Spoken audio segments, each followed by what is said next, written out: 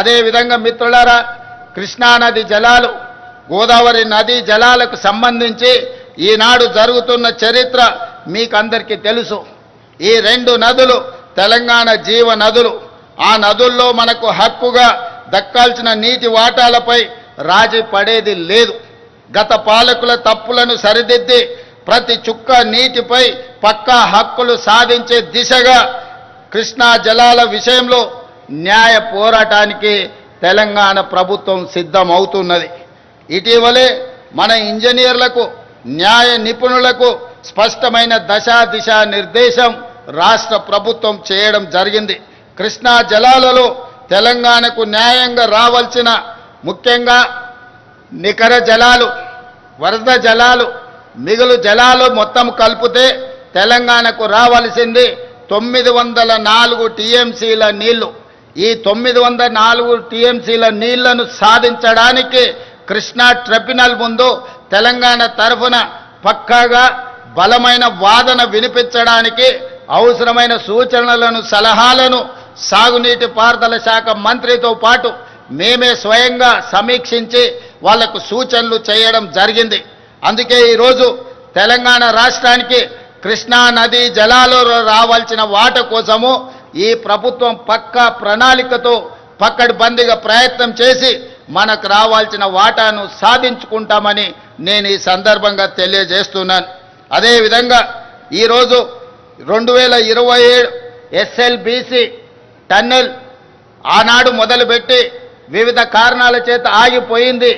ఈరోజు SLBC tunnel పూర్తి చేస్తే కృష్ణానది జలాలలో మన వాటాలను వినియోగించడమే కాదు, నల్గొండ జిల్లాలో ఉన్న ఫ్లోరైడ్ సమస్యను పరిష్కరించడమే కాకుండా 3,60,000 ఎకరాలకు సాగునీరును అందించి నల్గొండ జిల్లాను పట్టి పీడిస్తున్న ఫ్లోరైడ్ సమస్యను పరిష్కరించడానికి ఎస్ఎల్బీసీ టన్నెల్ పూర్తి చేయాలి. ఈ ఎస్ఎల్బీసీ టన్నెల్ పూర్తి చేసే క్రమంలో మొన్న ప్రమాదం జరిగి కొంతమంది కార్మికులు చనిపోయినారు. ఆ కార్మికుల కుటుంబాలకు 25 లక్షల రూపాయల నష్టపరిహారం ఇవ్వడమే కాకుండా తిరిగి ఆ పనులను ప్రారంభించడానికి ఎస్ఎల్బీసీ టన్నెల్ని 2027 డిసెంబర్ 9లోగా పూర్తి చేసి తెలంగాణ రైతాంగానికి అంకితం చేయాలని, నల్గొండ ఫ్లోరైడ్ బాధితులను ఆదుకోవాలని ఒక సంకల్పంతో మేము ముందుకు వెళ్తున్నాం. ఎవరు ఎన్ని అడ్డంకులు కల్పించినా, అవాకులు చెవాకులు పేలినా మా ప్రయత్నంలో మేము వెనకడుగు వేయం. సమస్యలు వచ్చినప్పుడు నిటారుగా నిలబడి ఆ సమస్యల్ని అడ్డుకుంటాం, ఆ సమస్యల్ని పరిష్కరించుకుంటాం, తప్పుడు ప్రచారాలను తిప్పి కొడతామని చెప్పి ఈ సందర్భంగా తెలంగాణ సమాజానికి నేను తెలియజేయడానికి సంతోషిస్తున్నాను. అదేవిధంగా హైదరాబాద్ అనేది ఒక బ్రాండ్. ఈ బ్రాండే మన యొక్క ఇమేజ్ ప్రపంచ స్థాయిలో. అందుకే హైదరాబాద్ గేట్వే ఆఫ్ వరల్డ్గా తీర్చిదిద్దాలని ఈనాడు పూర్తి స్థాయిలో మన ప్రభుత్వం ప్రణాళికలు రచిస్తుంది. దాంట్లో భాగంగానే హైదరాబాదు మహానగరం మన బలం, మన బ్రాండ్. ఈ బ్రాండ్ను భవిష్యత్తులో ప్రపంచ వేదికపై సగర్వంగా నిలబెట్టే దీర్ఘకాలిక ప్రణాళికలను రచిస్తున్నాం.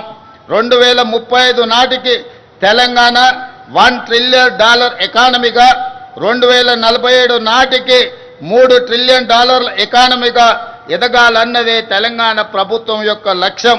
అది సాధించిన నాడు భారతదేశానికే కాదు ప్రపంచానికే హైదరాబాద్ గేట్వేగా మారుతుంది.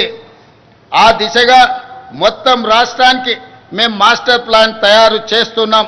అంతర్జాతీయ ప్రమాణాలతో కూడిన మౌలిక సదుపాయాలతో హైదరాబాద్ తెలంగాణ ఉండాలన్నది మా ప్రభుత్వం యొక్క సంకల్పం. రోడ్లు, విద్యుత్తు, అదేవిధంగా రవాణా సదుపాయాలు, మురుగునీటి పారుదల, వాతావరణ స్వచ్ఛత, ఇలా అన్ని కోణాల్లో అత్యంత స్వచ్ఛమైన, సుఖమైన జీవన ప్రమాణాలతో కూడిన నగరంగా హైదరాబాదును మార్చాలని మేము ప్రయత్నం చేస్తున్నాం.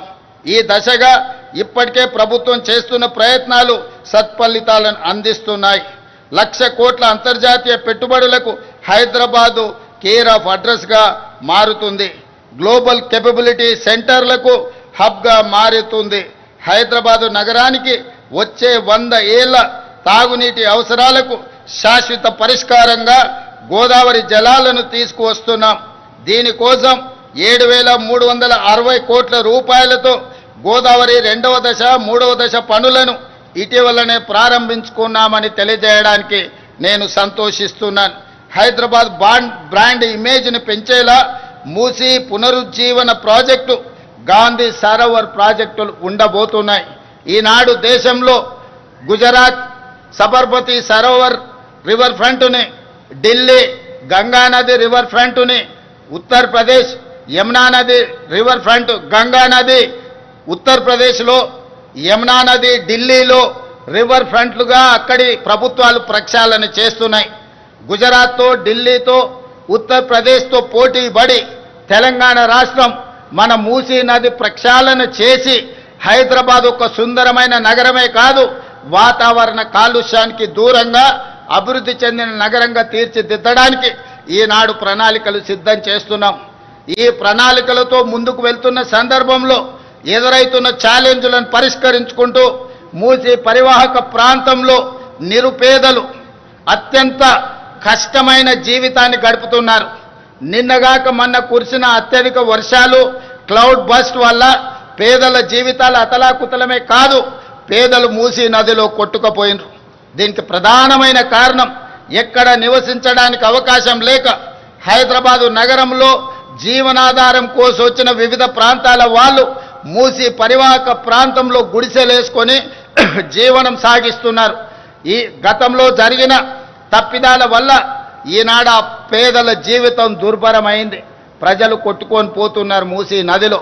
అందుకే ఆలోచన చేసి మూసీ పరివాహక ప్రాంతంలో ఉన్న పేదలకు మంచి జీవన ప్రమాణాలు కల్పించే అభివృద్ధిని చేయడమే కాదు, మూసీ పరివాహక ప్రాంతాన్ని కూడా అద్భుతంగా తీర్చిదిద్ది ఒక ఆర్థిక వ్యవస్థగా, ఒక నైట్ ఎకానమీ, హైదరాబాదు నగరం రోజంతా పనిచేస్తే మూసీ రివర్ ఫ్రంట్ మొత్తం రాత్రి మొత్తం సాయంత్రం 7 గంటల నుంచి ఉదయం 6 గంటల వరకు అక్కడ ఆర్థిక వ్యవస్థను బలోపేతం చేసి అక్కడ వ్యాపార పారిశ్రామిక కార్యక్రమాలను నిరంతరం జరిగే విధంగా ప్రభుత్వం అనుమతులు ఇవ్వడం ద్వారా తెలంగాణ రాష్ట్ర ఆర్థిక వ్యవస్థను పెంపొందించడమే కాదు, తెలంగాణ నిరుద్యోగ యువతకు ఉద్యోగ ఉపాధి అవకాశాలు అక్కడ వస్తాయి.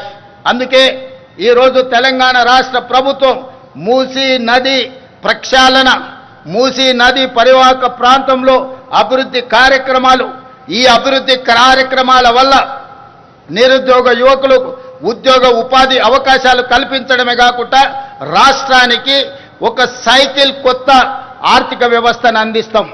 ఈరోజు ఉదయం 6-7 గంటల నుంచి రాత్రి 9 గంటల వరకే మన వ్యాపార కార్యక్రమాలు జరుగుతున్నాయి. కానీ మూసీ నది పరివాహక ప్రాంతంలో రాత్రి మొత్తం ఆర్థిక వ్యవస్థ నడిచే విధంగా ప్రతి వాళ్ళు ఏమి కావాలన్నా అక్కడ నుంచి పొందవచ్చు, ప్రతి వాళ్ళు అక్కడికి వెళ్ళొచ్చు. ప్రపంచ పర్యాటకులను ఆకర్షించే విధంగా మూసీ నది పరివాహక ప్రాంతాన్ని ఈరోజు అభివృద్ధి చేస్తాం.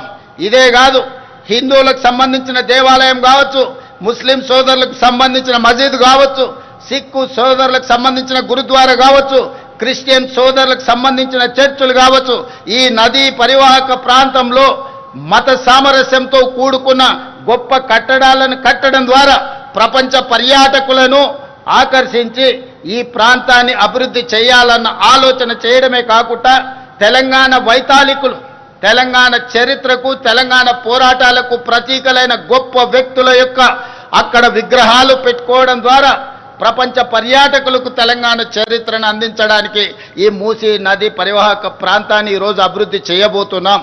ఈనాడు హైదరాబాద్ చార్మినార్ ప్రాంతంలో వెళ్తే కాలు తీసి కాలు పెట్టలేని పరిస్థితి. ఉస్మానియా ఆసుపత్రికి వెళ్తే ఆ దుర్గంధంతో మనం చనిపోయే పరిస్థితులు ఉన్నాయి. వీటన్నిటిలో మార్పు రావాలి. ఈ మార్పు తెలంగాణ అభివృద్ధిలో భాగస్వామ్యం కావాలి. వీటి కోసం నా ప్రభుత్వం నిరంతరం ప్రయత్నం చేస్తుంది. ఈ ప్రయత్నంలో ఒడిదుడుకులు వచ్చినా నిటారుగా నిలబడి అడ్డుకుంటాం, అభివృద్ధిని ముందుకు తీసుకువెళ్తాం. భవిష్యత్ తరాలకు మూసీ నది పరివాహక ప్రాంతం ప్రపంచానికే ఆదర్శంగా నిలబడే విధంగా ఈనాడు ప్రభుత్వం ప్రణాళికలు రచిస్తుంది. తొందరలోనే ఈ ప్రణాళికలను కార్యక్రమాలను ప్రారంభించుకుంటాం. డిసెంబర్ 9, 2025 లోపల ఈ ప్రణాళిక కార్యక్రమాలను ప్రారంభించుకుంటామని తెలియజేయడానికి నేను సంతోషపడుతున్నాను. అదేవిధంగా ఓఆర్ఆర్పై తలపెట్టిన గేట్వే ఆఫ్ హైదరాబాద్ గొప్ప స్వాగత తోరణంగా నిలుస్తుంది. 24,000 కోట్ల రూపాయల అంచనాతో మెట్రో 2వ దశ విస్తరణ ప్రాజెక్టును చేపట్టబోతున్నాం. ఇప్పటికే 69 కిలోమీటర్లు ఉన్న మెట్రో మార్గానికి అదనంగా 2వ దశలో 77 కిలోమీటర్ల మేర మెట్రో రైలును నిర్మించాలనే ప్రయత్నాలు చేస్తున్నాం. తొందరలోనే మెట్రో విస్తరణ పనులను కూడా ప్రారంభించుకుంటామని తెలియజేస్తున్నాను.